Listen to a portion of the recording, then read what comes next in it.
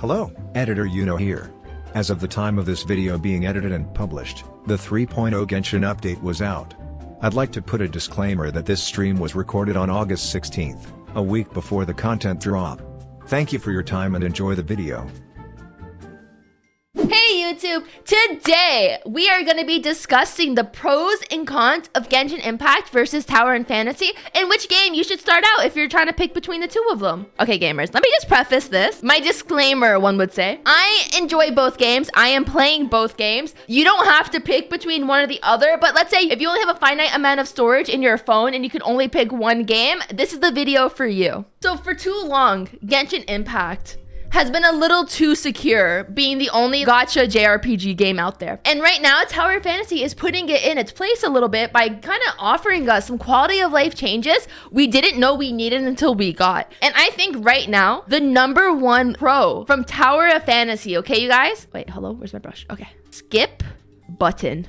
The skip button is literally the most convenient thing of my entire freaking life. I literally destroy my spacebar whenever I play Genshin Impact because sometimes I don't care about the plot. Sometimes I really just don't care about the certain characters that are speaking, if it's like a side quest or anything, and I'm just like not allowed to skip. It's not even voice acted, okay? It's just dialogue over dialogue over dialogue. So yes, spacebar working overtime in Genshin Impact. #2, the double jump.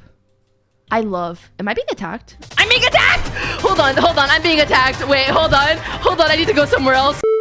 Okay, back to the game. Okay, a con. Okay, actually, while we're on that topic, a con of Tower Fantasy is can't pause. So, you know, when you're in gaming mode, all of a sudden, your mom's calling for you, like, hey, go do the dishes. And you're like, Ma, I'll do it later. I can't pause. You literally can't pause in TOF.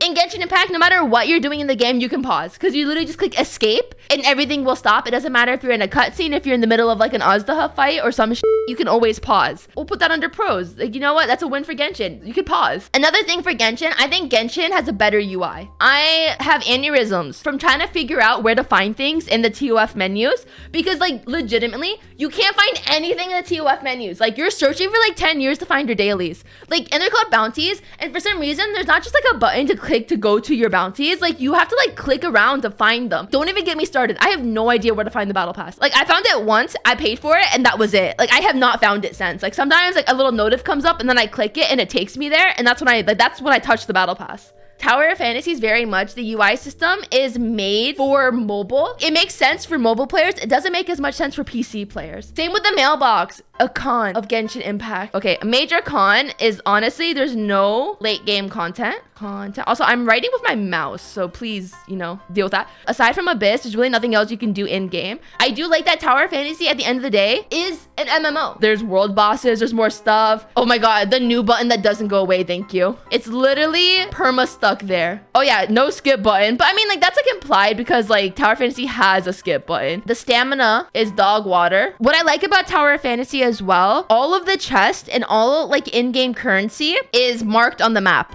So the map marks treasure. You really don't need an interactive map for TOF because on your map itself, it tells you exactly where everything is. And it's shiny, it's glowing. Like you're never gonna miss it like you're gonna miss a chest in Genshin Impact. Air attacking, oh my god.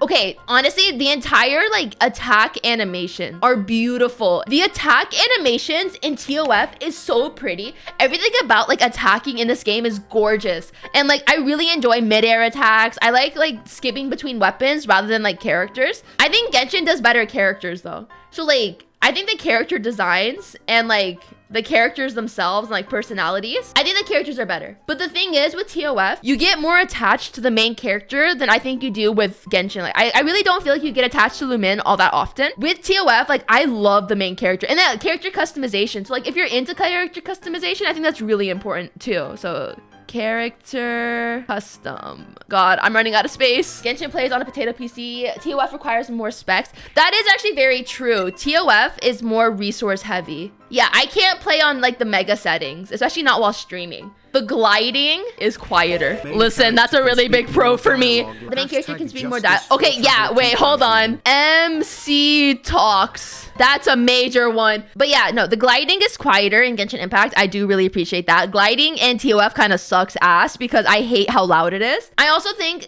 gliding in TOF uses too much stamina, where it really just like doesn't make it like worth it. Oh my god. Dashing midair. Oh my god, I'm running out of space.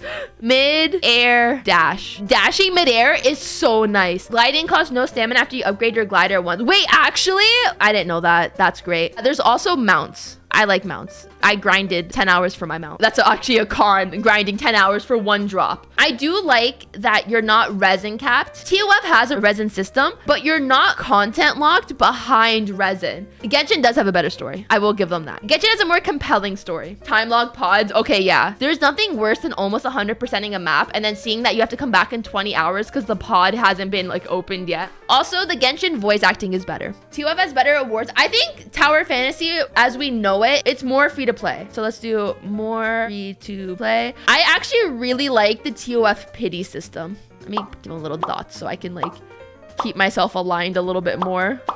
I think the pity system makes a lot more sense than in Genshin, where it's like no matter what, when you hit 80, you're gonna get a 5-star or you're gonna get the SSR. Versus Genshin, it resets after you get like any SSR. So with TOF, if you get a 5-star or an SSR at like, let's say 75, you're guaranteed another SSR at 80. Like you're gonna get another one in 5 pulls. And every 120 pulls you do, you can buy another 5-star that you already have. Once that banner ends, it goes back down to 0, but all of the ones that you've collected get converted into standard banner currency. That's like give or take, but I still think it's better than Genshin's version of pity. It hard caps at 90 and you're guaranteed like basically it takes 180 pulls versus 120 pulls. At the end of the day, it's gambling. None of it's gonna be fair. It's more fair for the consumer versus in Genshin. But yeah, you can pick who you want from the shop, which is incredible. What's another con for a Genshin? There's no mounts. Please stop making me run everywhere. I do think TOF could use more waypoints. Oh, I got one. Multiplayer content is dog water in Genshin. I hate playing multiplayer in Genshin Impact. I just don't think it's fun. I don't think playing multiplayer in Genshin is very fun. All you can really do is artifact runs and boss runs. With TOF, like you guys get to grind bosses together. Like, I don't know, it feels more fun because you can run around just like with your friends. There's a carnival, you can ride roller coasters with your friends. You can go on a freaking merry-go-round with your friends. Like, I don't know, it feels cuter to like find your friend just like doing whatever they're doing in like open world. Like you just happen to run by like one of your friends. You're like, oh shit, like that's my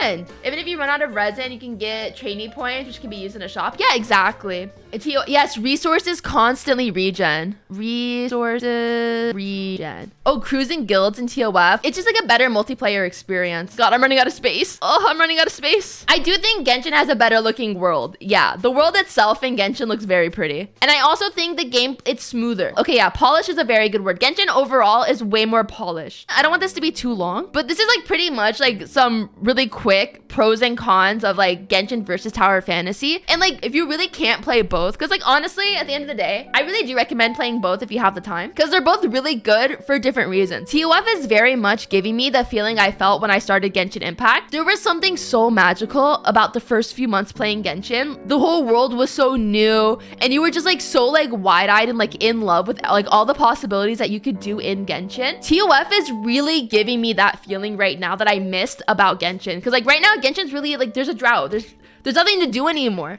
And like, I really hope Sumuru brings back that magic. The Apple whatever event brought back like some of that like really like need to want to play Genshin, because like the story was so good. Like learning about those characters was so much fun. And TOF is like giving me that kind of feeling where it's just like really fun to log on and play with my friends. So like at the end of the day, I do think both games are really fun and I am playing both. And I'm going to be playing both consistently. This is no longer a Genshin channel, you guys. This is a Genshin and TOF channel. She's two-timing them. Listen, why do we owe any loyalty to any of these companies? I don't understand why people feel like they can't play another game if they play Genshin Impact. Genshin Impact does not care about you. You are allowed to play other games. They don't care at the end of the day. They just want your wallet. Why should anyone be possessive of what game you're gonna be playing? Just play every game. Like, who cares? Have fun with your friends. Like, it's not personal. But yeah, here's a really robust list of the pros and cons of Genshin Impact versus Tower of Fantasy. The ultimate decision for which one you guys want to play is up to you. Personally, my vote is play both. I think both are fun. If you want a more single player immersive experience, play Genshin. If you're more of a multiplayer and you want to have fun with friends, go for Tower of Fantasy. They're both really solid games, and just play whichever one makes you happy. But thank you guys so much for watching this video. If you liked it, go ahead and leave a comment down below. Hit that subscribe button and like button. And I will see you in the next one. You guys say bye, YouTube. Say bye, YouTube. The video is over. We play TOF now.